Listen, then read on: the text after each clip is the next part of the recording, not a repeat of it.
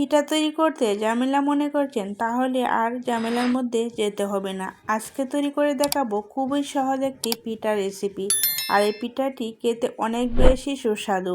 আসসালামু আলাইকুম বন্ধুরা, ওয়েলকাম টু জান্নাত কুকিং চ্যানেল। আজকে আপনাদের সাথে শেয়ার করব ডিম আর সুজি দিয়ে শীতের একটি সুস্বাদু পিঠা রেসিপি। আশা করছি সকলের কাছে খুবই ভালো লাগবে। পিঠাটি তৈরি করে নেওয়ার জন্য মিক্সিং বলে নিয়েছি 2টি নর্মাল তাপমাত্রার ডিম। অবশ্যই নর্মাল তাপমাত্রার ডিম নিতে হবে। এখন নিয়েছি 1 কাপ চিনি।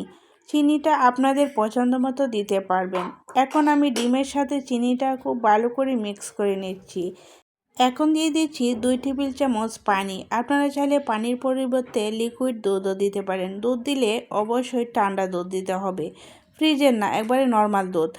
এখন আমি খুব সুন্দর করে বিট করে নিচ্ছি যতক্ষণ পর্যন্ত চিনিটা ভালো করে গলে না যায়। চিনিটা অবশ্যই ভালো করে গলিয়ে নিতে হবে, না হলে পিঠা সুন্দর হবে না। এখন দিয়ে দিচ্ছি 1 চা চামচ ইস্ট। ইস্ট কিন্তু এর চেয়ে বেশি দেওয়া যাবে না। দিয়ে দিচ্ছি 1/2 চা চামচ লবণ। এখন আবারও খুব ভালো করে বিট করে নিচ্ছি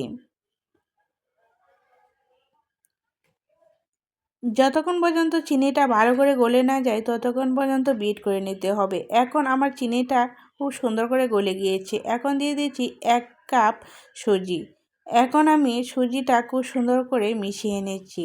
সুজিটা খুব সুন্দর করে মিশিয়ে নিতে হবে। আর আপনারা যদি পিঠার পরিমাণ বাড়িয়ে তৈরি করতে চান, তাহলে সব কিছুর পরিমাণ বাড়িয়ে দিতে হবে। এখন দিয়ে দিচ্ছি ফ্লেভারের জন্য 1/4 টিস্পুন ভ্যানিলা এসেন্স। ভ্যানিলা এসেন্সটা হাতের কাছে না থাকলে আপনারা এখানে হালকা একটু লেবুর রসও দিতে পারেন, অথবা এলাচের পাউডারও 1 চিমটি দিতে পারেন। এখন আমি খুব সুন্দর করে ব্যাটারটা তৈরি করে ঢাকনা দিয়ে ঢেকে ঢাকনার ছিদ্রটা আমি বন্ধ করে দিয়েছি আর রেস্টে রেখে দিয়েছি 2 ঘন্টার জন্য। ফিরে এলাম 2 ঘন্টা পর। 2 ঘন্টা পর দেখেন ব্যাটারটা আরও কিছুটা ঘন হয়ে গিয়েছে। এখন আবারও আমি কিছুক্ষণ মিশিয়ে নিচ্ছি, যাতে সম্পূর্ণ মিশ্রণটা একই সমান হয়, যাতে কোনো দিকে পাতলা অথবা কোনো দিকে ঘন এরকম না হয়ে থাকে। এখন আমি খুব সুন্দর করে মিশিয়ে নিয়েছি আর ব্যাটারটা এরকম হয়েছে। এখন আমি যেহেতু একটা পিঠা তৈরি করব, সেজন্য একটা এরকম আমি প্লেট নিয়েছি। এটা কিন্তু হাফ প্লেট। এই হাফ প্লেটের মধ্যে আমি তেল ব্রাশ করে নিয়েছি। এখন আমি ব্যাটার থেকে কিছুটা ব্যাটার এই প্লেটের মধ্যে ঢেলে দিয়েছি। আপনারা যেটার মধ্যে তৈরি করতে চান ওটার মধ্যেই অল্প পরিমাণ ব্যাটার দিয়ে দিবেন। বেশি বড় পিঠা তৈরি করতে গেলে দেখবেন পিঠাটা ফুলতে সময় লাগবে, হতেও সময় লাগবে। এখন আমি কিছু ড্রাই ফ্রুটস উপরে গার্নিশের জন্য দিয়ে দিচ্ছি। এটা অপশনাল, আপনারা যদি পছন্দ করেন তাহলে থাকলে দিতেও পারেন, না থাকলে কোনো সমস্যা নেই। আর এই ড্রাই ফ্রুটস দিলে খেতে অনেক বেশি ভালো লাগে। আর এই পিঠাটা যেহেতু আমি ভাপে তৈরি করব, সেই জন্য একটা ছিদ্রযুক্ত পাত্র নিয়েছি। আর এই প্লেটটা আমি পাত্রের মধ্যে দিয়ে ঢাকনা দিয়ে ঢেকে দিয়েছি আর চুলার মধ্যে এই পাত্রটা বসিয়ে দিয়েছি।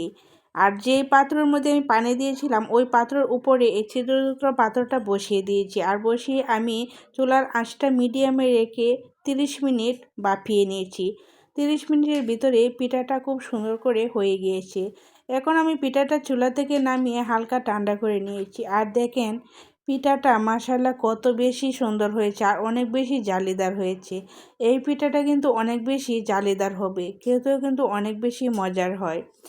এখন আমি পিঠাটা একটা নাইফের সাহায্যে ছাড়িয়ে নিচ্ছি। যেহেতু আমি এখানে আগেই তেল ব্রাশ করে দিয়েছিলাম, সেজন্য এই পিঠাটা খুব সহজে উঠে আসবে। আর যেহেতু এটা কাঁচের প্লেট, সেজন্য পিঠাটা খুবই সহজে উঠে আসবে। এখন আমি পিঠাটা ডিমোল্ড করে নিচ্ছি। আর দেখেন কত বেশি লোভনীয় লাগছে। পিঠাটা যেরকম দেখতে সুন্দর হয়েছে, খেতেও কিন্তু অনেক বেশি মজার হয়েছিল। আশা করছি এই সহজ রেসিপিটা সকলের কাছে খুবই ভালো লেগেছে এবং সহজও লেগেছে। রেসিপিটা ভালো লেগে থাকলে একটা লাইক দিতে ভুলবেন না। আর আপনি যদি আমার চ্যানেলে নতুন হয়ে থাকেন, তাহলে সাবস্ক্রাইব করে আমার চ্যানেলের পাশেই থাকবেন। আশা করছি এই শীতে একবার হলেও এই রেসিপিটা ট্রাই করবেন। রেসিপিটা যদি সেম টু সেম ফলো করে এই পিঠা তৈরি করেন, আপনাদের পিঠাও এরকমই সুন্দর হবে আর খেতে হবে অনেক বেশি মজার। আজ তাহলে এই পর্যন্তই। সকলে সুস্থ কামনা করে বিদায় নিচ্ছি। আল্লাহ হাফেজ।